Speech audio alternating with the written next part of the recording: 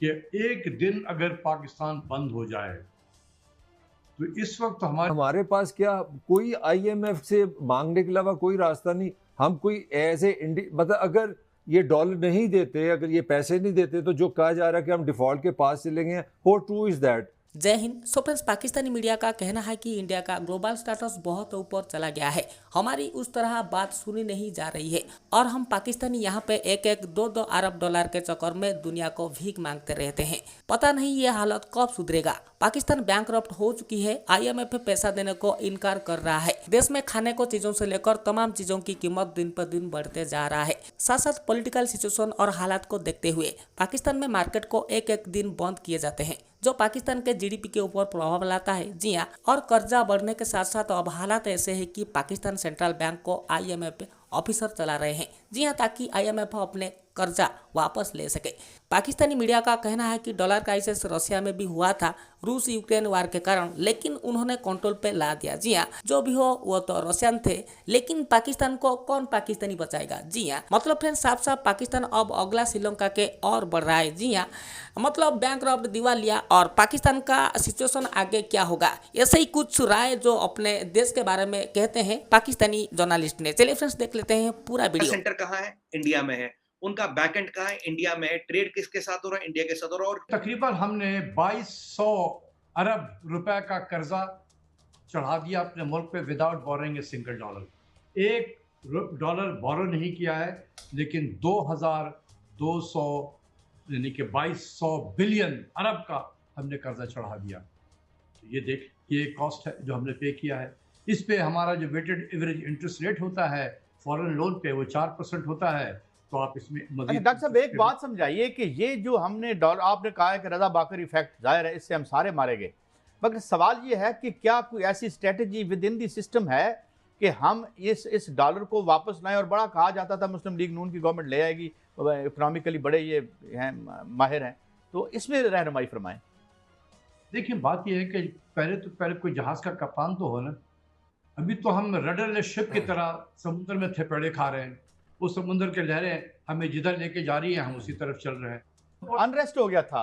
Doctor साहब, मैं ये जानना चाह रहा हूँ, ये 2-3 साल से हमारे पॉलिटिकल कल्चर में लॉन्ग मार्च आया है। अल्लाह बैग ने को 3 दफ़ा पाकिस्तान को टोटल लॉक किया, इसमें पीपल्स पार्टी ने भी किया, नून ने भी किया, पीटीआई ने भी किया। ये इकोनॉमी पे इस तरह इसका भी कोई इफेक्ट आता है जी, जो हम ये पाकिस्तान के साथ कर रहे हैं सारे?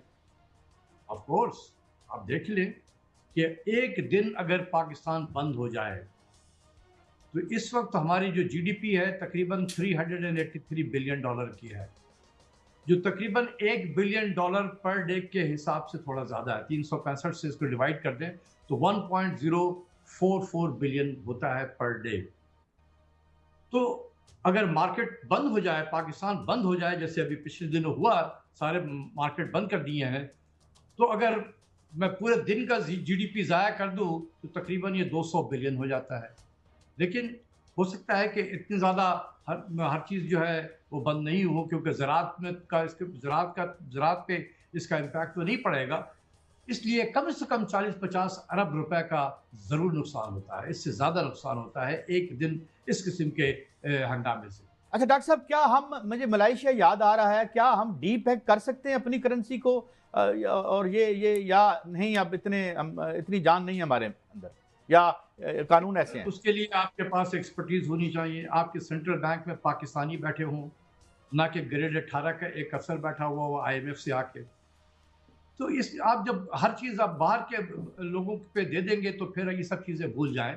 महातिर और उसकी टीम जो थी वो मलेशिया के बारे में सोचती थी, और उन्होंने 1997 का जो फाइनेंशियल क्राइसिस था, दुनिया सारे आईएमएफ की तरफ भागी। उसने कहा कि मैं नहीं जाऊंगा आईएमएफ की तरफ में, और सबसे पहले और सबसे बेहतरीन अंदाज में इस क्राइसिस से ये मलेशिया निकल कर आया। तो वहाँ पर लोग थे। इसी तरीके से मैं आपको बताता हूँ, ये आप रशिया को ले लें। जब रशिया ने यूक्रेन पे हमला किया तो उस वक्त उनकी करेंसी 80 रुबल एक डॉलर एक के बराबर थी। विद इन 2 वीक्स ये 151 रुबल पे चला गया, और आज ये 60 पे आ गया है।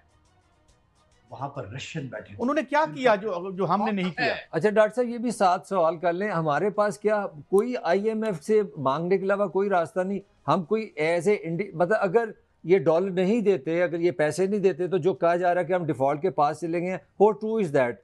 लेकिन डॉक्टर साहब, मैं एक बड़ा मुश्किल सवाल करने लगा हूं, यानी मुश्किल से मुराद दो मेरे सवाल कैसे हैं। तो क्या इस मुल्क की शराफिया में खुद डिफॉल्ट करवा रही है? और सेकंडली जो कहा था उसने क्या कहते हैं रशिया ने कि भाई हमारे साथ रूबल में डील करो, क्या हम ये कर सकते हैं? या जो तुर्की ने किया, कैन वी ये मॉडल हम इख्तियार कर सकते हैं?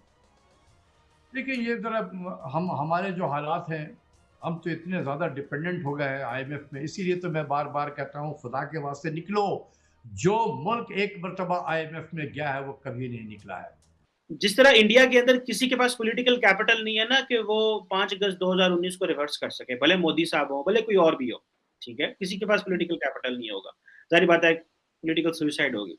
सिमिलरली पाकिस्तान के पास इतना किसी के पास पॉलिटिकल कैपिटल नहीं है कि वो कश्मीर के ऊपर कोई इशू कोई फैसला कर सके या कोई चीज हो सके। सो पाकिस्तान बुरहान वानी को, यासीन को या बाकी लोगों को थोड़ी देर के लिए डिस्कस करेगा जरूर, because they are occupied, economic crisis और इन चीजों में फंसे हुए हैं। अदरवाइज मेरा ख्याल है कि Kashmir is strongly embedded, this issue of Kashmir is strongly embedded by so many ways, and it is known as a cornerstone of Pakistan's foreign policy, and one single most agenda which is left unattended, and one single most agenda which is between on the top of the priority so far India Pakistan. मैं एक बात कर रहा हूँ, भले आप बातें सही कर रहे हैं कि जी वो बुरहानी को 4 साल उसके बाद क्या हुआ, ये आप बिल्कुल ठीक कर रहे हैं, लेकिन 75 साल से जो चीज स्टक हुई है वो तो यही है। हालांकि बहुत सारे लोग पाकिस्तान में भी, इंडिया में कह रहे हैं कि लेट्स मूव ऑन, आगे की तरफ चलें और चीजों को डिस्कस करें, बाद में इसको भी हम कश्मीर को भी डिस्कस कर सकते हैं, लेकिन पहले और चीजों को डिस्कस करें।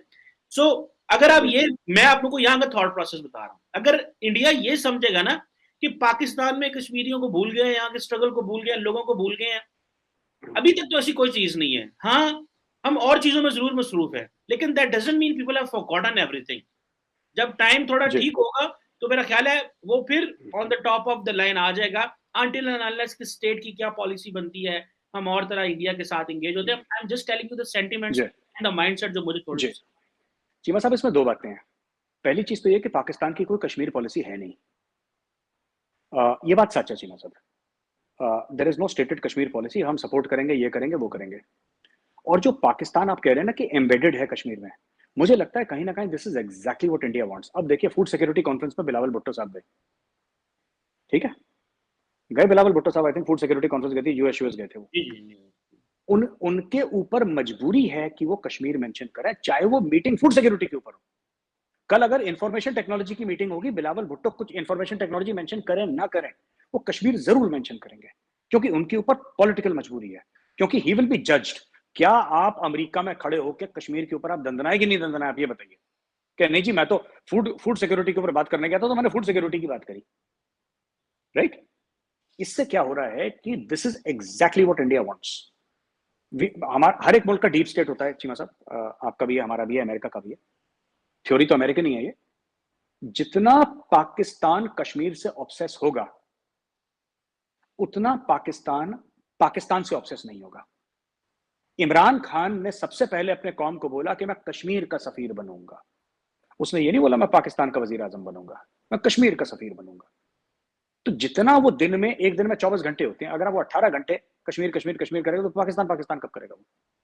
तो आप ये देखिए, कल बिलावल भुट्टो को अगर बुलाया गया है कि ऑयल सिक्योरिटी के ऊपर, आप एनर्जी सिक्योरिटी के ऊपर जाइए, उधर भी उसने कश्मीर बोलना है। टाइम उसको 15 मिनट मिल रहा है, लिमिटेड टाइम होता है ना सबका, इतने सारे लोग होते हैं, लिमिटेड टाइम होता है, फिर ऑन द साइड बायलैटरल्स होते हैं आपके, ये सब। उसने कश्मीर की बात करनी है और इंडिया चाहता है कि आप कश्मीर की बात करें, आप दंदनाते हुए कश्मीर, क्योंकि आपका कश्मीर का बयानिया कोई सुनेगा नहीं, आपका वो 10-15 मिनट खत्म हो जाएंगे, फिर आपने वापस पाकिस्तान जाना है, कहानी खत्म। And Pakistan has wasted 100 such opportunities in the past.